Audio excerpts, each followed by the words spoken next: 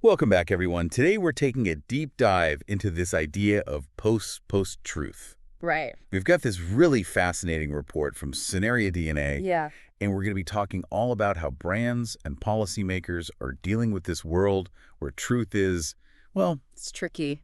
yeah, it's a tricky concept. It's definitely a tricky landscape to navigate. It really is.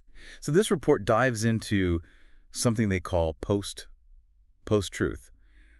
What exactly is that, and how is that different from post-truth, which Huh. is something we've been hearing about a lot lately?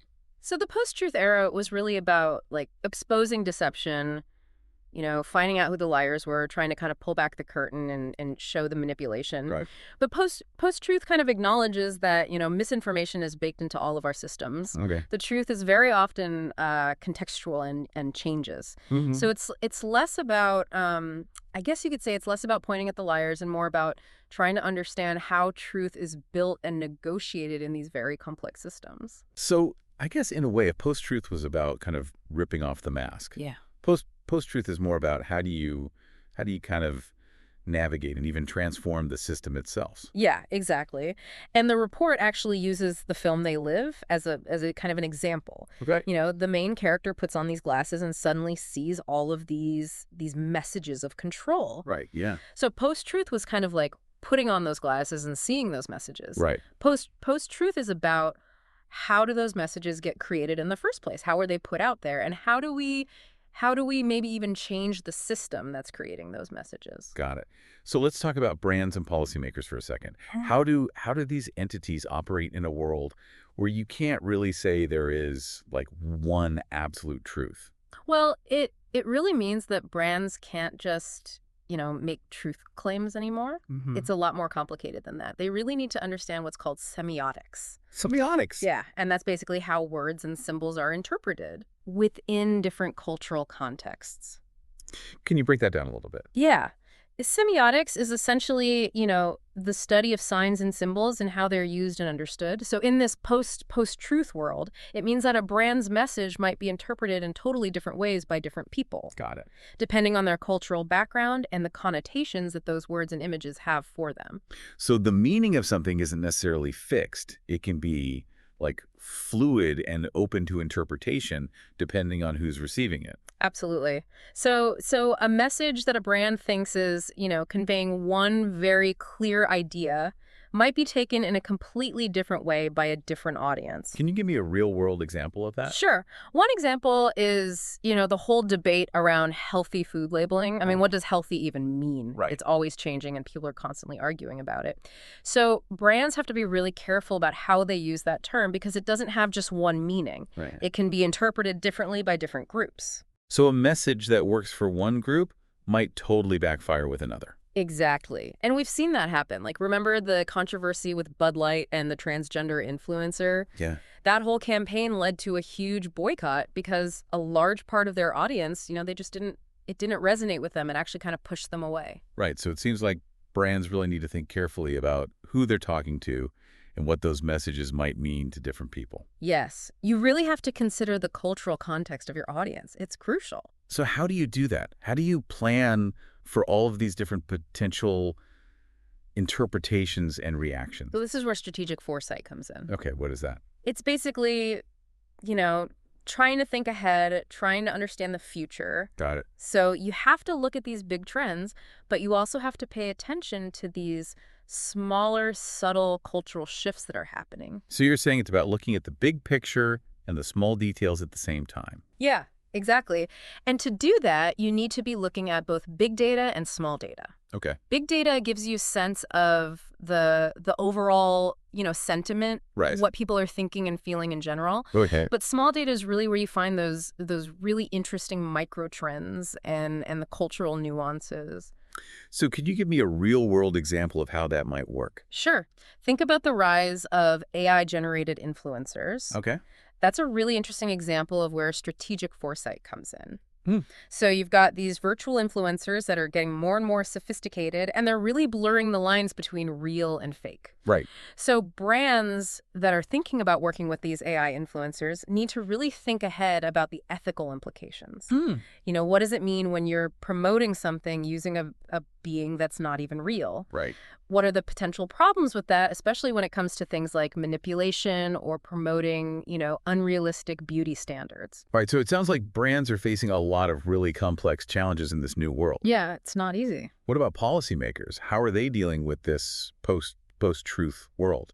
Well, for them, I think one of the biggest questions is how do you address misinformation without resorting to censorship? Right. That's tricky. It's really tricky. You have to find a way to combat these false narratives while also protecting freedom of speech. So how are they approaching that? Well, they're starting to look at new models. One of the models that's getting some attention is community-based moderation. Okay. Like Meta, for example, is experimenting with this thing called community notes, Mm-hmm. where users can basically contribute to the fact-checking process. What? So it's kind of this crowdsourced approach to identifying and flagging content that might be misleading. So instead of having like one central authority deciding what's true and what's not, you're kind of relying on the collective intelligence of a community. Yeah, exactly. But of course, there are always concerns with anything like this. What kind of concerns? Well, one concern is bias. How do you make sure that the community itself isn't biased? Right. And then there's also the risk of manipulation. Mm-hmm. Could people try to manipulate the system to promote their own agenda? Right.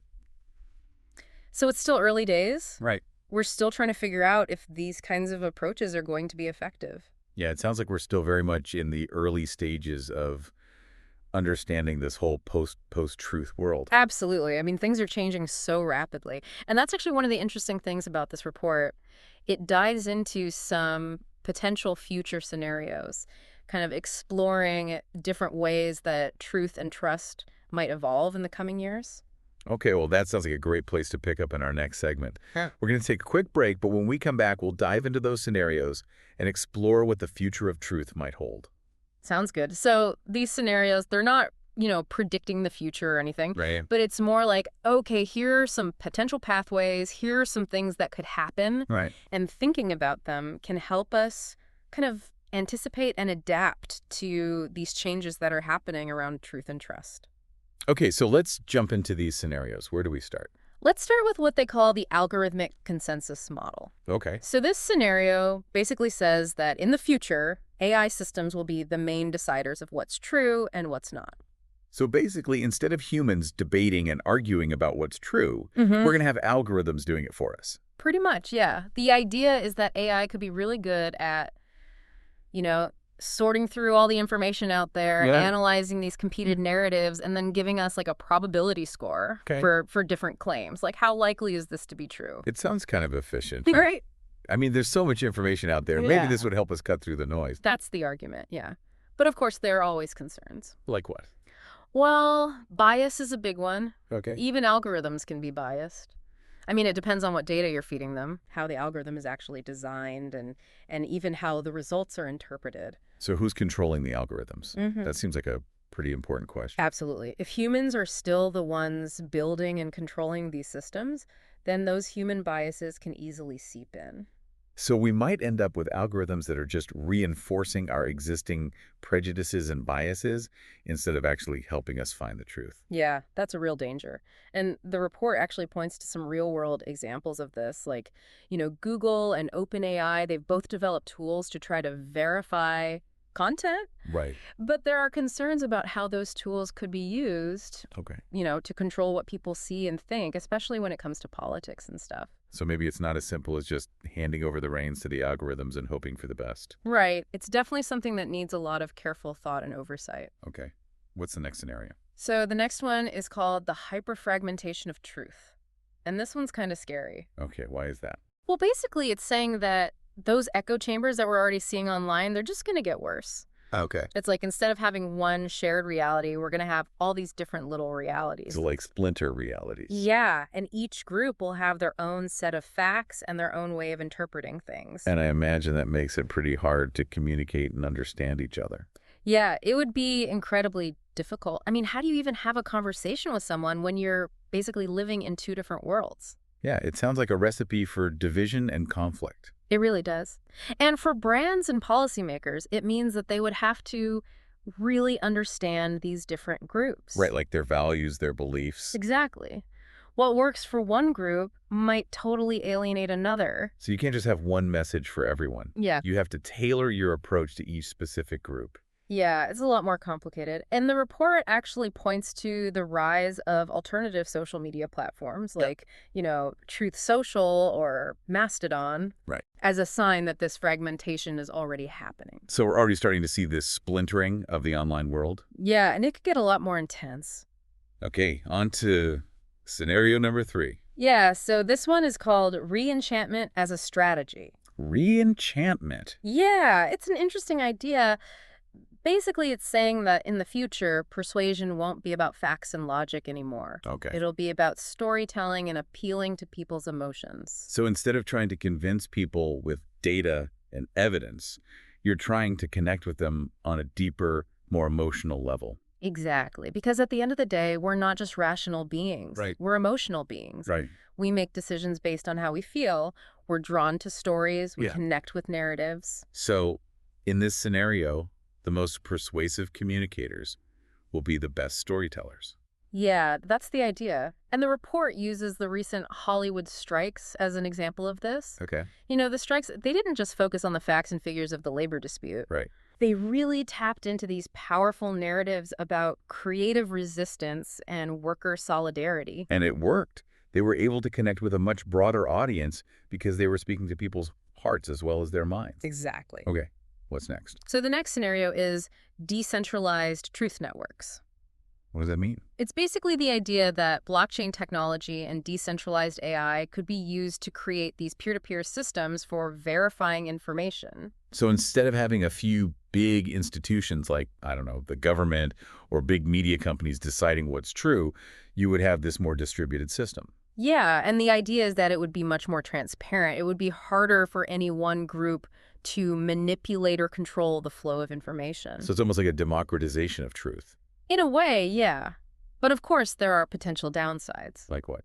Well, one concern is that these decentralized systems might make it easier for fringe narratives and conspiracy theories to spread. Oh, And then there's the question of moderation. How do you prevent the spread of misinformation in a system that's designed to be, decentralized and resistant to control? well, it's kind of a trade-off, right? Yeah, you gain transparency, but you might lose some control. Got it.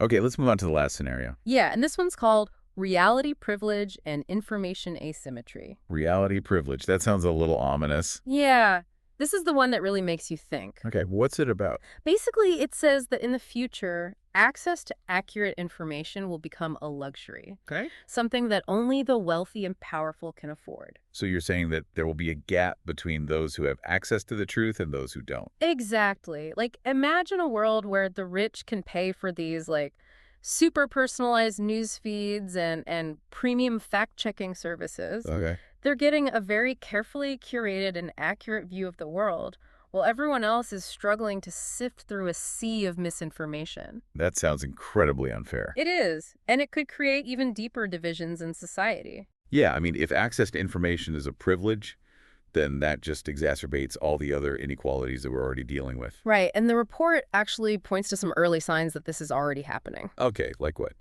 Well, we're seeing more and more news outlets moving to subscription models, Right. and there are even these premium fact-checking services popping up. So you're saying that those who can afford it will have access to a higher quality of information. Yeah, and that's something that we really need to be thinking about because it could have huge implications for society as a whole. So these 5 scenarios, they paint a pretty complex picture of the future of truth. And honestly, some of them are pretty concerning. It feels like we're at a really important moment. The decisions we make now about how we deal with information and technology, they're going to have a huge impact on what that future looks like. Absolutely. And the report actually offers some guidance for brands and policymakers. It suggests some things that they can do to navigate this new world. Okay, well, that sounds like a perfect place to pick up in part 3. Okay, so we've talked about these potential future scenarios, and some of them are, well, They're kind of unsettling. But the report also offers some advice for brands and policymakers who are trying to navigate this whole post-truth thing. What are some of the key takeaways? Yeah, I think the biggest emphasis is on adaptability and foresight. The organizations that can kind of anticipate these changes and be flexible enough to adapt to them, they're going to be the ones that succeed.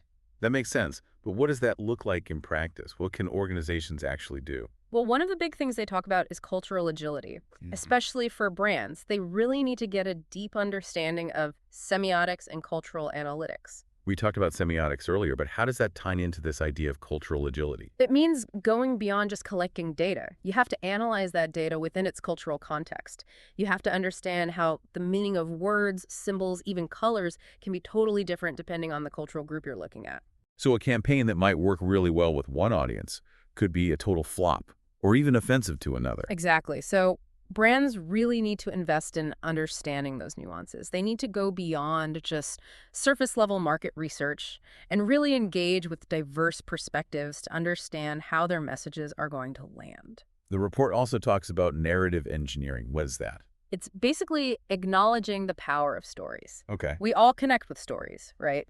So it's about crafting narratives that are not only true, but also emotionally compelling and culturally relevant. So it's not just about throwing facts and figures at people. You have to embed those facts within a story that people can actually connect with. Right. And the report says that in this post-truth world, the most effective narratives are going to be modular, adaptive, and multi-layered. What do those terms mean exactly? Okay, so modular narratives are basically stories that can be easily adapted to different audiences and contexts. You have to think ahead about how your story might be interpreted by different groups and be prepared to adjust it. Adaptive narratives are stories that can evolve over time as the cultural landscape changes. So you're not just putting out a static message, you're having an ongoing conversation and adapting to the feedback you're getting. And then multi-layered narratives. These are stories that can speak to different values and perspectives at the same time. They acknowledge the complexity of issues and avoid these simplistic black and white framings. It sounds like creating these kinds of narratives takes a lot of thought and skill. It does. And it also brings up another important point from the report, which is building resilience against disinformation. Okay, how do you do that? How can brands and policymakers prepare for and counter these disinformation campaigns? Well, preemptive narrative engineering is a big part of it. Basically, you have to anticipate the attacks that might come your way. Think about the false narratives that might be spread about you and develop counter narratives in advance. You have to be ready to respond quickly and effectively. So be proactive instead of reactive. Exactly. But it's not just about being prepared. You also have to leverage technology to identify and combat misinformation.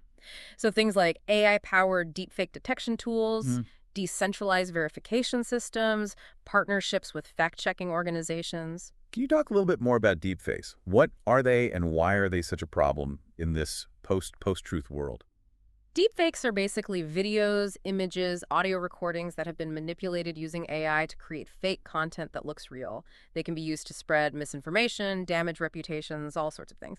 And AI is getting so good that it's becoming harder and harder to tell what's real and what's fake. So these deepfake detection tools, they use AI to analyze the media and look for signs of manipulation. So it's kind of an arms race. The people spreading disinformation are using AI, and the people trying to stop them are using AI. Yeah, it's a constant battle. And that actually leads to the final key takeaway from the report, which is AI integration. How can AI be used to help us make sense of this whole post-truth world?